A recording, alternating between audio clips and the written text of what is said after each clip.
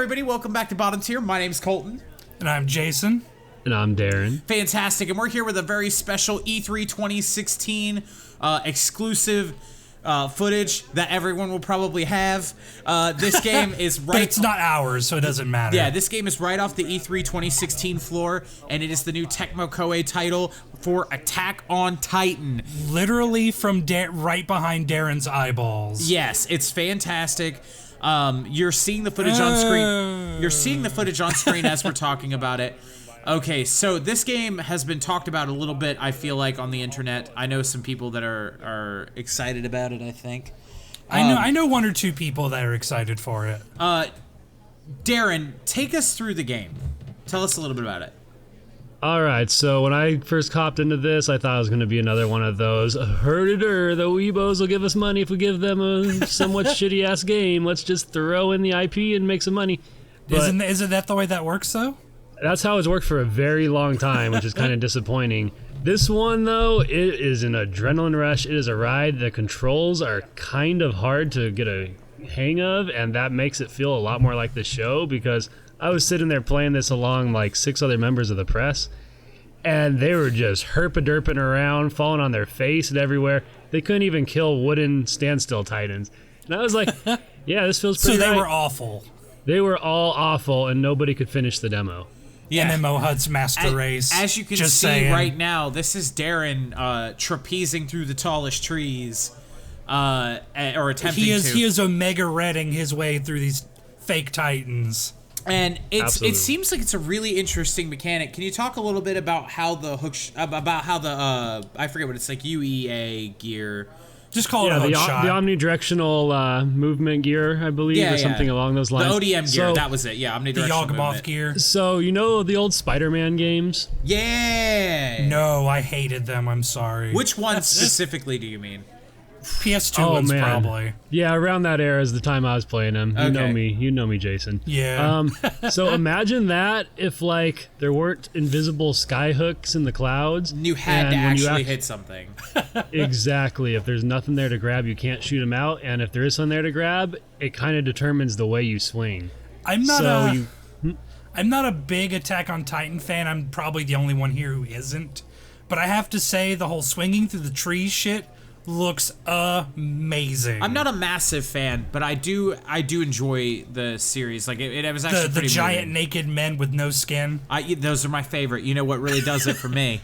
I just know everything on this shit. I love huge abdominals, and that's it. one of the missions. You have to fight abdominals. You get it in full. You get it tenfold in this. You fight Triple H in this game. You do, and Absolutely. And so now the combat. Obviously you were unable to do it even a little. I'm sure there's footage of you attempting to fight something in here, which I'll air right here. Take us through a little bit of what the combat was like. So at first it was kind of a mess for me. They've got this interesting situation where you have to lock on.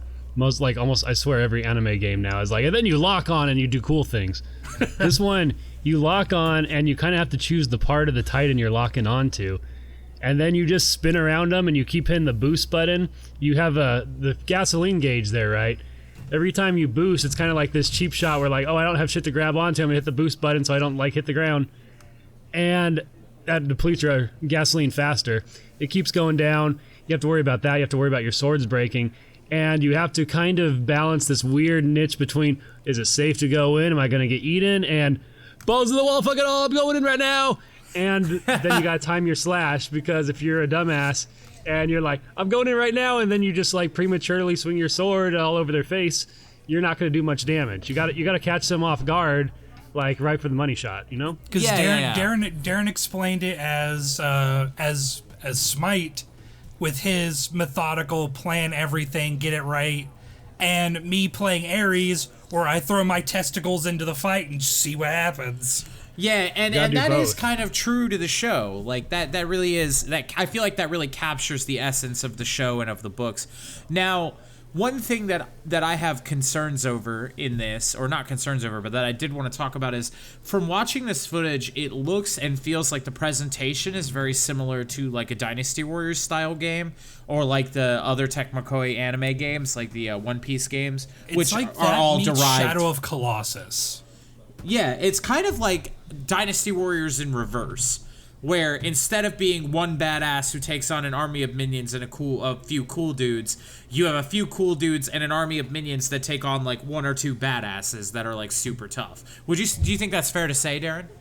I'd say with the user interface, that's spot on. The strange part about it, though, is in those Dynasty Warrior games, if you just stand still and look at your map and look at what's going on, sit on your horse and twiddle your thumbs, you're probably not going to die in a second. On this one, it's really hard to focus on everything that's going on because as soon as you're like looking at your mini map, someone's going to step on you. So and that's not good. It's almost like they give you more information than you can really handle, and that's part of the experience. That it's just kind of tripping up your brain trying to run a triathlon and be like, go. Oh no, all I was going to say is that again, that really captures the essence of the themes of the show. Like, in the show, that's the big thing. When the Titans show up, it's like, it's never a, like, thing they plan for. Okay, the Titans are gonna come this day. They fucking show up out of nowhere, and everybody's panicking, trying to organize and fight, and that really is how the game works. So in that way, it is very true to the source material. They capture it so well in this game. So they've got everything voice acted, and you'll just be like, okay, I gotta stop these Titans from taking over this fortress, or we're not gonna get gas, and we're all gonna die out here. But then you're like, I can't take them all by myself. I got to rescue some friends, and you get some distress calls here and there. So you go swinging around as fast as you can in those tiny little buildings that are not as easy to use as the trees, and they really force you to get low to the ground where you're vulnerable. And as soon as you go to help one person, someone on the other side of the town starts calling for help.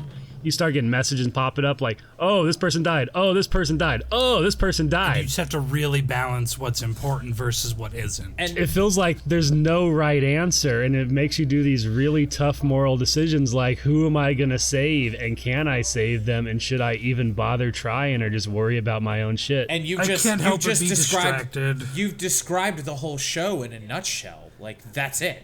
I just keep getting distracted by the weird way these Titans run. Oh, like, I love that's another thing that they captured in the game is the fucking ridiculous run animations. You know what I would really, as someone who's not a big Titans fan, you know what I'd really like to see in this game? What? If they would make some ludicrous, like, 5 to 8 player multiplayer mode, where now not only do you have to worry about what you do, now you have to worry about what all your friends do. And are they competent enough to do the things that you think you're competent enough to do? Spoiler warning, you're probably not, so they're probably not either.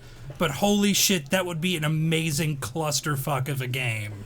And undoubtedly, your girlfriend is playing an awful at it, and she's screaming at you on vent, like, why the fuck are you not here right now? If I die, I'm not gonna fuck you tonight. That's more true than it has any right to be. Conversations from the Layton household, a novel in 2 parts. I don't want to fight giant abdominals, though.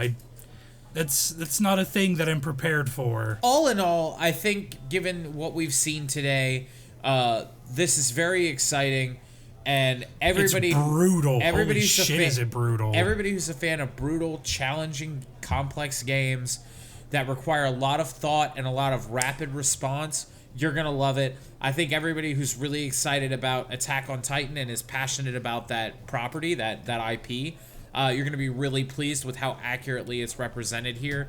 I was just gonna ask you if it's accurate, because Koei wasn't always very good to their Musou IP.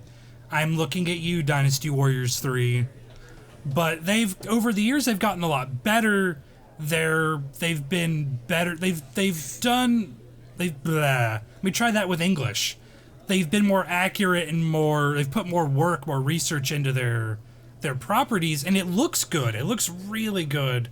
And so as someone who doesn't know shit about Titans, I can just assume that it's accurate, so I'd have to rely on you guys for that. Yeah, to be completely serious for a second, I was blown away by the fact that I felt emotionally attached to my character in this. In the show, it's a damn emotional, suspenseful show to begin with.